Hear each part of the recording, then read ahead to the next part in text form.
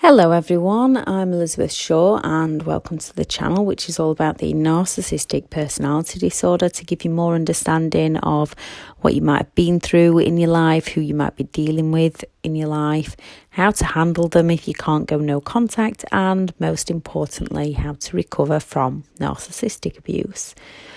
I was going to do the 6 videos on the human needs, which helps a lot of people recover from narcissistic relationship, finding new ways to fill their human needs. But with the current coronavirus situation, I'm going to do these 6 videos, but I'm going to link them to both aspects of recovery from a narcissistic relationship, but also how to help in current times with the current situation of things that's happening in the world.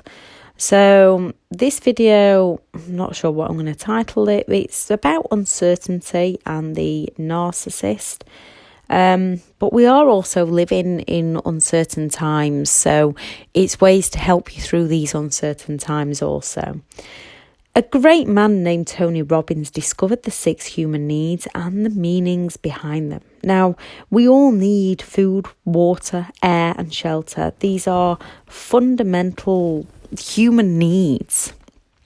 These videos are going to be about the 6 human needs for our emotional and mental development, our mental health, especially in the times that's happening at the moment.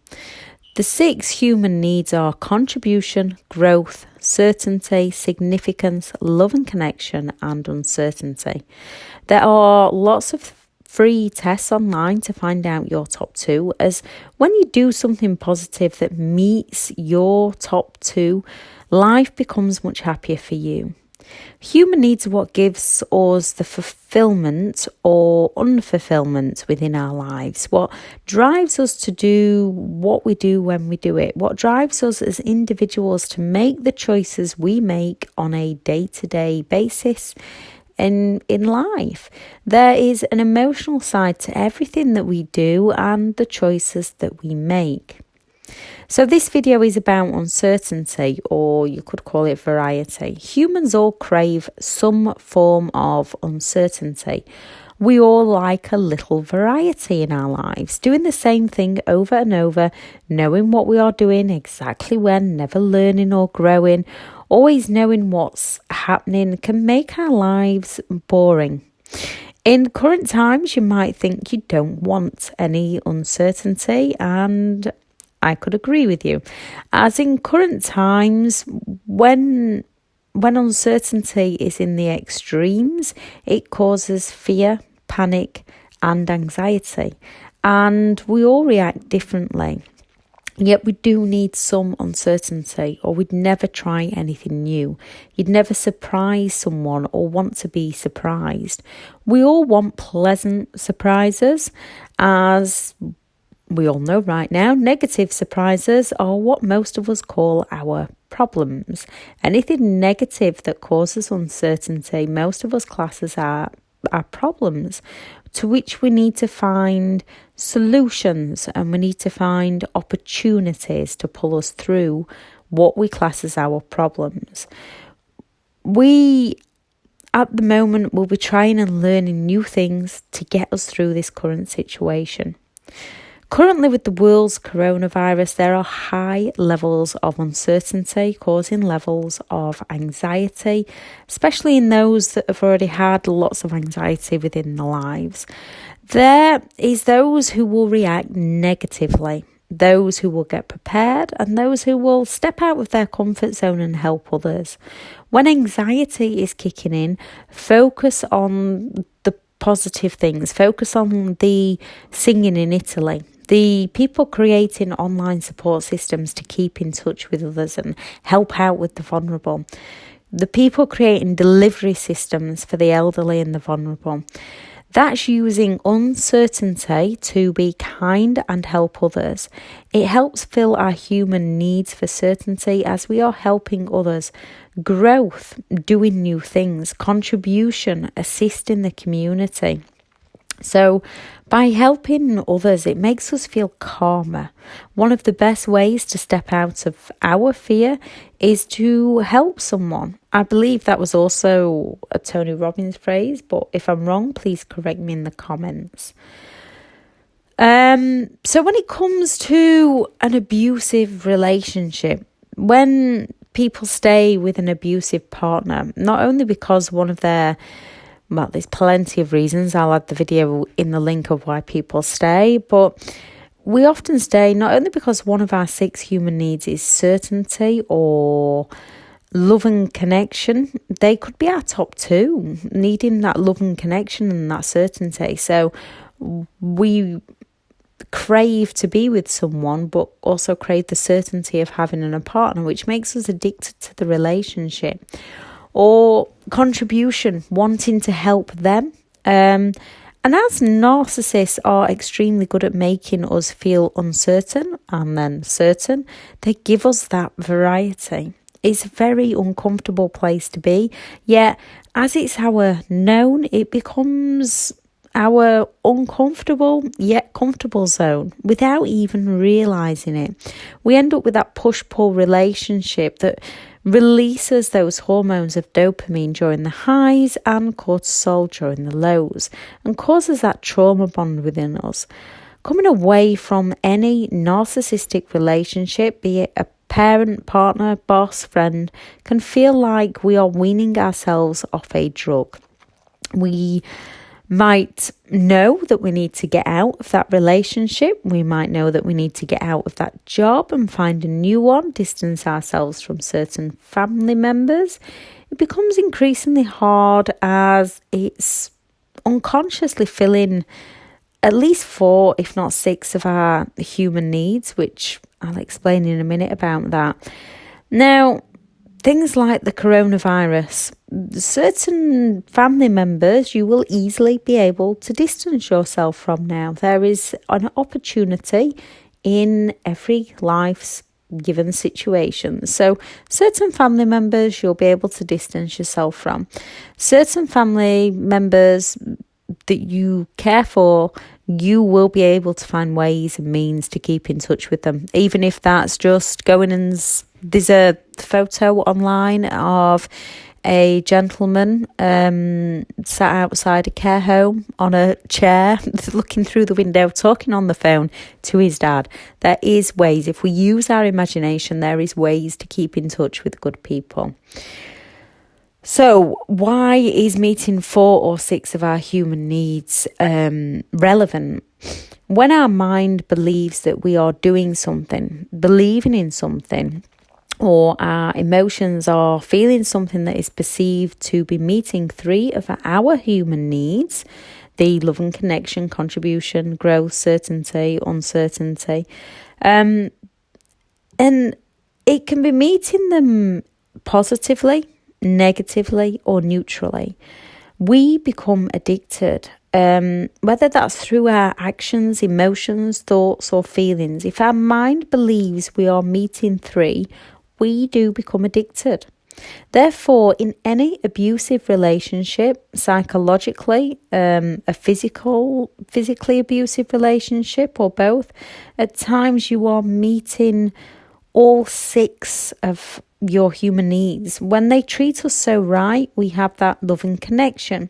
Even if it's that connecting with another person, connecting with a friend, connecting with a family member, connecting with our partners, we meet that love and connection. We then meet certainty at times, knowing that we're in a relationship, or that we can call our parents up, or that we have a job to go to. We can meet uncertainty as we never know where we're going to stand with them on a day-to-day basis.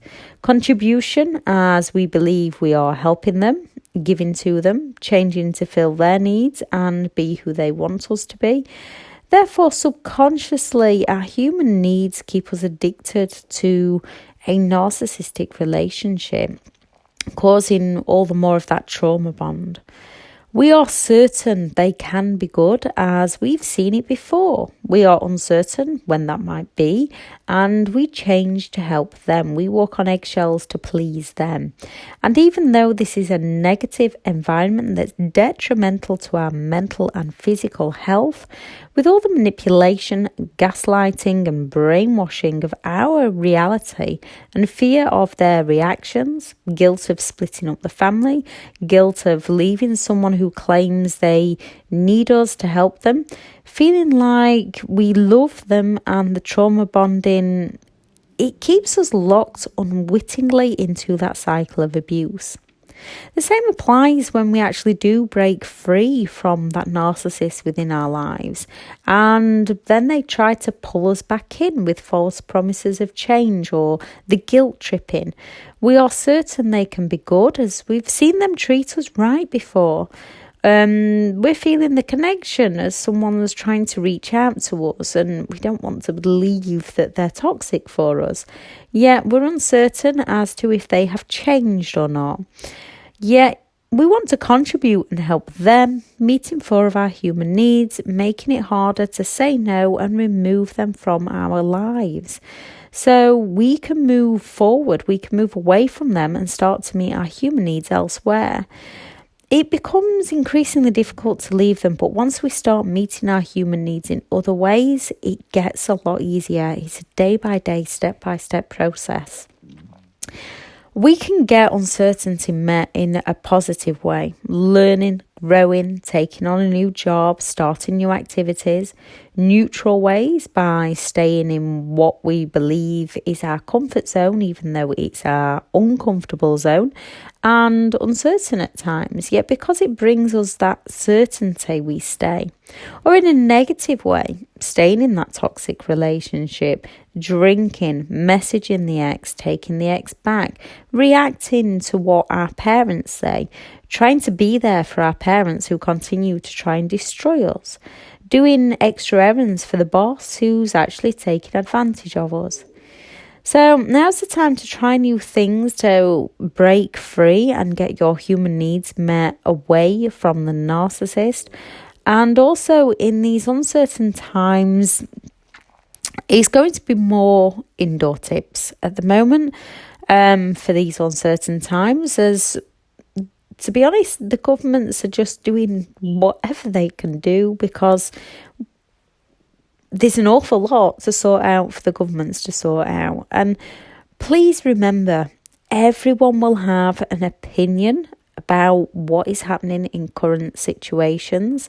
If you don't agree with their opinion, you don't have to agree. You stick to your own opinion and don't argue with other people. Talk to people that have a similar opinion to you.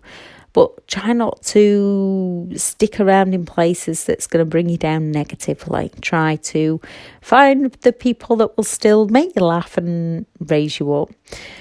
So indoor tips at the moment for these uncertain times. Yoga and exercise. There is lots of free YouTube videos. Don't say you can't do it, because you can. There is lots of free YouTube exercise videos, yoga videos, meditation music that you can tune into. Watch a movie that you've not seen before, or a movie you've been wanting to see for ages. Get that box set going, that box set that you've been wanting to watch. Preferably at times like this, something that makes you laugh. But you've also got to go for things that you enjoy. Call that friend up and have a chat that you've been meaning to. Call old friends up that you haven't spoken to for a while. Join not negative ones, positive ones that you might have distanced yourself from just through time. Join those support groups. Get the food you need. If I know there's a lot on panic buying, and ideally, no, we shouldn't be panic buying right now. The governments do say there is enough to go around. So if it makes you feel better, go and get the food you need and pick up something extra. I know the governments are telling us not to pick up extra, but only if you want to. Pick up something extra and then drop it in at your local food bank or an elderly, vulnerable neighbour, because then you're not doing it to meet your human needs in a selfish way. You're picking up to contribute towards yourself and have your food in, but you're also picking up to contribute to the elderly and the vulnerable and the whoever's going to need that extra bit of food. So it's not selfish. Simple steps of stepping out of your comfort zone, especially if you're still working on anxiety and mental health, because with what's going on, even people who don't really suffer from anxiety and mental health might be finding it a little tricky right now. Fresh air if you can. If you're still allowed out where you are for walks, try and take those walks, but make sure you keep that safe distance between people. Listen to the advice that's being given, because safety coming out of a narcissistic relationship, safety with a virus travelling around the world is our priority. If you have one, if you are lucky enough to have a garden or a balcony, go out into that garden, start gardening, or go out into that balcony. If you're in a hostel, people are doing all they can to organise things. There's a lot to organise. People are doing all they can. It's not a pleasant place to be in times like this, so try and keep talking to others. If you can find a support group online, join that and talk to others. If a particular support group isn't helping, avoid it or leave it. Find one with like-minded people. Follow government's advice with the current coronavirus pandemic. Keep yourself and others safe. Try not to worry about economical troubles. As the whole world is about to hit rock bottom, but the whole world already near enough has, financially, but it's hitting it together, and together we have to climb back up. Drive and determination, kindness and compassion are the things we need back right now. We will build it back up. Whatever happens, we will climb back out. We've climbed back out of things before. We will climb back out of things again. Use your coping strategies that you've learned from other areas of your life. Look at things you've survived in the past. Pull those coping strategies in to use now. If you start to feel panic, begin to look for the things that you have overcome before. Look for things that are happening in the world that can raise a smile. We need to stay in touch with what's happening, but balance the bad and the crazy with the good also. Keeping the positivity going and passing those smiles and laughter on. Obviously from a safe distance, but keep those smiles going round. Now is not the time to take unnecessary risks. We already have enough uncertainty. Whether you're calm or not, be realistic, yet stay safe. Take it seriously, yet still laugh. Look and focus on the opportunity in the here and now. Message those loved ones. Reach out to those that you care about. Have set times to check in on the news, because we do need to keep up to date. If you feel like you're getting too drawn in, yes, we need to stay up to date, but not 24/7. Also, when watching the news, look at the good news. Those starting foundations, those starting fundraising, those dancing away in Spain, the singing in Italy. Try to look at the good things that people are creating in the world. Try to see the funny side in the memes that are flying around the internet. Forgive people who slip of the tongue, say an insensitive word during a conversation that normally wouldn't be classed as insensitive, because we can slip up. I know I've done a few quotes, but one ended up in the last word was pass, and I've not put it out because it wasn't meant in that way, but if some people read it in a way with what's going on, it's insensitive, even though it wasn't.